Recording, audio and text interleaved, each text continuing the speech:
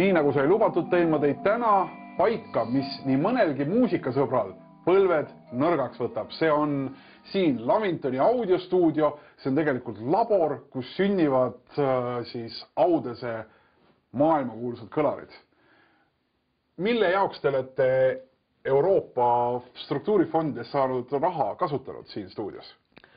Me kasutasime seda väga edukalt ja kahes eesmärgis. Esimene, mis oli tehtud meil see tootearenduse projekt, see oli meil 2,5 aasta jooksul ja umbes aasta tagasi on ära lõpetanud. Ja siis meie projektis oli see kõrgema kvaliteedi kõlar vaja ehitada. Ehitasime küll. See ei jõudnud veel seeria tootmisse, aga sellega koos me tegime palju tähtsama asja. See, mis projektis nagu ei kuulunud. Aga tegelikult jõudsime selleni, et peaaegu kõik meie tootes olevad kõlarid oli vaja ümber tegema. Ja sellega kogu meie kõlarite kvaliteet kasvas märgatavalt.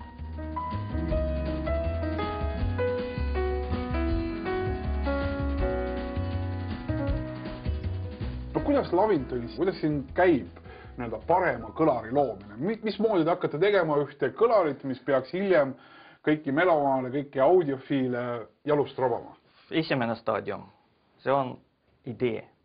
See on kõige keerulisem, seda väga raske kirjeldada. Et selleks, et luua korraliku ja vajaliku kõlari, on vaja teadma, mis toimub maailmas, kes on konkurendid, mida meie distribuutorid räägivad, mida meie kliendid mõtlevad. Tegelikult me oleme siin samas labori osas, kus just toimub kõlaride häälestamine. See on selline protsess, kus pannakse paika kõik parameetrid, mida me kuulame. Et on hulk parameetri, mida saab mõõtma kõrvalruumis näiteks ja laboris mikrofoniga ja kompuutriga. Aga siin ruumis võtame neid parameetrid, mida ainult kirjeldada saab. Et näiteks stereopildi sügavus, lokalisatsioon, õhk, atmosfäär, siis emotsionaalne tase lõpuks. Siia tulevad näidised, nagu teie näete praegu siin need Orpheuse mudelid. Siia tuleb mingi komplekt seal kõrvaltoast, mis on mõõdetud, kontrollitud. Paneme kõik siia, ühendame korraliku aparatuuriga, mis on jälle toetuse abil meil osaliselt kompenseeritud.